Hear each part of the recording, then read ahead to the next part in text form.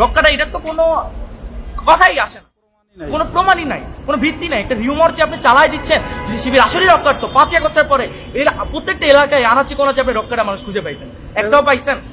আপনার না জেনে দয়া করে না শুনে না বুঝে না শুনে কোনো এরকম গুজব চালাই দেবেন না। এই গুজব বর্তমানে 2025 সালে এই মানুষ বর্তমানে এই জেনারেশনের জেনজি খায় না। আপনি কি কোনো সংগঠনের সাথে জড়িত আছেন? এখন সত্যি বলতে আমি কোনো সংগঠনের সাথে জড়িত নেই। আমাকে অনেকেই আমার কিছুদিন আগে ভাইরাল ভিডিও হওয়ার পর আমাকে শিবির ট্যাগ দিচ্ছে।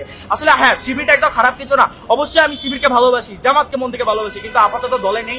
কারণ আমার একটা আইডিওলজি ইন্ডিভিজুয়ালি, যে আমি যদি কোনো দল করি অন্যান্য দলের মানুষ আমার কাছে এসে কথা বলবে না। সুতরাং আমি কোনো দলে নাই, তাই মানুষটা আমার সাথে এসে কথা বলে তাদের কাছে আমি ইসলাম বা জামাত ইসলামের যে দাওয়াতটা এটা পৌঁছে দিতে পারি। এটা হচ্ছে আমার ব্যক্তিগত আইডিওলজি।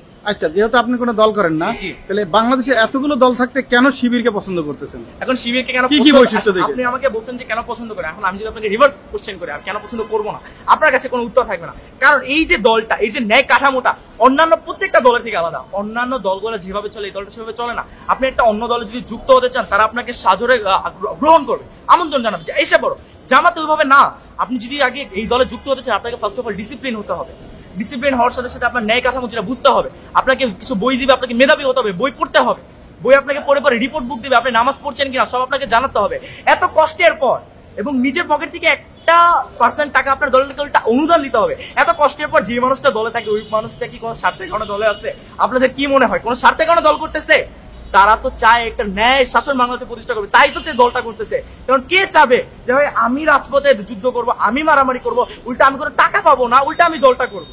কেন করবো? কারণ আমি চাই একটা ন্যায় শাসন প্রতিষ্ঠা। সুতরাং এই কারণে শিবিরকে মানুষ ভালোবাসে এবং যারা এর বিরুদ্ধে কথা বলে, তাই একটা জিনিস কি, আপনার যত সমালোচনা করবেন তত এই দলটা জনপ্রিয়তা হবে, জনপ্রিয়তা বৃদ্ধি পাবে। তাই যদি আপনারা সমালোচনা করতে চান করেন, আমাদের অসুবিধা নেই। কিন্তু আপনাদের কাছে আমার দাওয়াত থাকবে ব্যক্তিগতভাবে আপনারা আসেন, দলটা সম্পর্কে একটু জানেন, দলটা নিয়ে একটু রিসার্চ করুন, একটু পড়াশোনা করুন, তারপর আপনারা ব্যক্তিগত মাধ্যমে আপনাদের এই দলটাকে জানানো হয় তা আপনারা মিডিয়ার সামনে বলুন, আমাদের অসুবিধা নেই। কিন্তু না জেনে না শুনে একটা রিউমার দেখে আপনারা যে কথা বলেন, এটা বাংলাদেশের প্রত্যেকটা জায়গায় জায়গায় প্রত্যেকটা সেক্টর উল্টা আরো ন্যায়ের জায়গায় অন্যায় প্রভাবটা ফেলতেছে।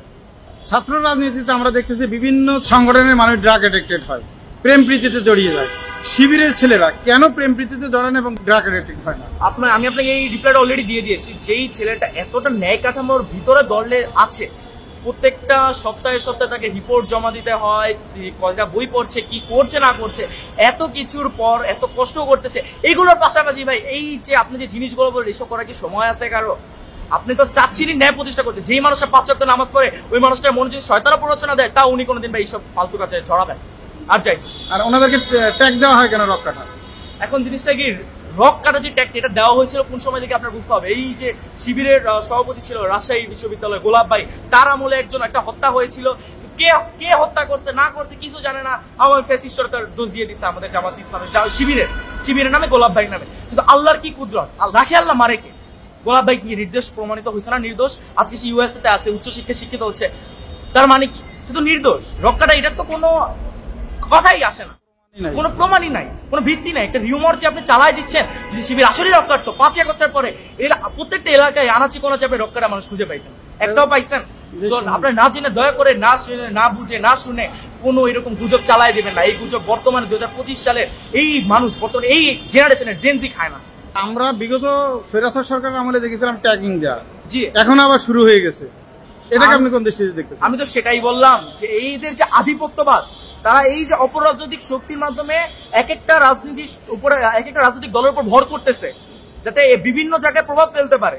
দয়া করে এগুলো বন্ধ করুন। আপনার এই ট্যাগিং এর জন্য আজকে একদল কিন্তু নাই দেশে। সুতরাং এই যে সিস্টেমটা, ঠিক আছে, রাজনীতি কিন্তু ভাই এমন কিছু না যে আপনার মনে করেন নিজেকে পেশা হিসেবে নেবেন। রাজনীতি মানুষকে বিনষ্ট না, মানুষকে গড়ে তোলে। তাই আপনার করতে হবে সুস্থ মস্তিষ্কের রাজনীতি, রাজনীতিকে পেশা হিসেবে না, সেবামূলক কর্মসূচি হিসেবে নেন দয়া করে। শিবির প্লাস অন্যান্য দলগুলোর মধ্যে পার্থক্য কি? এই দলের পার্থক্যটা, শিবিরের পার্থক্যটা আমি বলি। এই যে পার্থক্যটা বলেন, আমাদের সুপ্রিম কোর্টে, বাংলাদেশ সুপ্রিম কোর্টের higher advocate, senior advocate Abu Hena রাজ্জাকে একটা কথা বলছিলেন, অন্যান্য দল চেষ্টা করে কি একটা পুকুর যখন গঠন করবে, সাপ, কেউচা, ব্যাং, বোয়াল মাছ, শিং মাছ একসাথে পালতে, বাট জামাত শিবির চায় না। তারা চায় একটা পুকুরকে সুন্দরভাবে গঠন করতে, পুকুরটা কোন পোনা দিলে কোন পোকা কোন পোনা মাছের পোনাটা এসে ধ্বংস করবে না সেই ব্যবস্থাটা জামাত ইসলাম করে, যার কারণে তারা এত ডিসিপ্লিন। অন্যান্য দলগুলো করে না, তারা তো জনসমুদ্র হয়ে যায়। কেন হয়? আপনি যদি একটা টোকায়ও ধরে নেন তাকে হ্যাঁ দলে আসো, তারা চায় ম্যান পাওয়ার, কিন্তু ম্যান পাওয়ার তো সব না। আপনার দলে যদি ন্যায় কাঠামোপূর্ণ একজন ব্যক্তি যদি না থাকে আপনার দল কোনোদিন অগ্রগতিতে যাবে না। সুতরাং জামাত ইসলাম এই দিক থেকে পুরো ভিন্ন। তারা চেষ্টা করে একটি নতুন মানুষ তৈরি করতে, নতুন একটি মেধাবী শিক্ষার্থী, একটি মনে করেন কর্মসংস্থান গঠন করতে। এই যে আইডিওলজিক্যালি থিং গুলো হচ্ছে এগুলো অন্যান্য দলের থেকে 100% আলাদা। এর জন্য এই দলটাকে আমাদের এই যে ভাই বনি আহমেদ যে ভাই আমাদের একজন কন্টেন্ট ক্রিয়েটর, উনিও বলেছে পুরো এশিয়া যে উপমহাদেশটা, এই উপমহাদেশের ভিতরে শিবিরের মতো অন্যান্য কোনো দল নাই। এই দলটা সব দলের থেকে আলাদা। আচ্ছা, বাংলাদেশের মেধাবী স্টুডেন্টদের জন্য আপনি আর কিছু বলবেন কিনা? মেধাবী স্টুডেন্টকে আমি বলবো তারা অবশ্যই রাজনীতির সাথে কোনো কানেক্টেড হবে না, কিন্তু তার মানে এই না যে শিবির রাজনীতি করেন। আপনি শিবিরকে দেখতেছেন রাজনীতি করে, কি রাজনীতি করে আপনার বুঝতে হবে। শিবির কিন্তু রাজনীতিকে পেশা হিসেবে নেন, সেবা হিসেবে নিচ্ছে। সুতরাং আপনি সেবাতে আসেন, পেশাতে নয়। পেশা আপনি নিজের একটা তৈরি করে নেন নিজের যোগ্যতায়, কিন্তু রাজনৈতিকভাবে আপনি যদি সেবা মানুষের করতে পারেন, এটা আমাদের ইসলাম আমাদেরকে সমর্থন করে। সুতরাং আমি আপনাদেরকে বলবো পড়ালেখার পাশাপাশি আপনারা দেখেন কিভাবে জনসেবা করা যায়, সেটার প্রতি অগ্রগর হন। আপনারা লাগে পড়াশোনা করেন, জানেন প্রত্যেকটা দল নিয়ে। আপনার একটা মানুষ মেধাবী হয়, ডক্টর জাকির নায়েক কিভাবে মেধাবী হয়েছে, প্রত্যেকটা ধর্মগ্রন্থ নিয়ে পড়ার পরে সে তো সত্য মিথ্যা যাচাই করতে পারে। আপনি প্রত্যেকটা দল নিয়ে পড়াশোনা করুন, আপনি নিজেও বুঝে যাবেন কোন দলটা জাতির জন্য, ন্যায়ের জন্য, কল্যাণের জন্য কাজ করে, আর কোন দলটা নিজের পকেটে টাকা ঢুকানোর জন্য কাজ করে।